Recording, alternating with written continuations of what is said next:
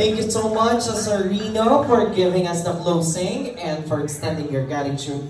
I would like to thank this event would not be possible without your big bosses. And of course, thank you to our supplier, to Ritronics Photo Booth. I hope that you enjoy all of your pictures taken a while ago. And the Rare Craft Photography for their coverage. And of course, yours truly, maraming salamat po sa taong ito na nakasama ko kayo. I'm glad. It's my pleasure to meet you all. Once again, my name is Edsel Almoguera, a teacher from the Department of Education and also a radio DJ.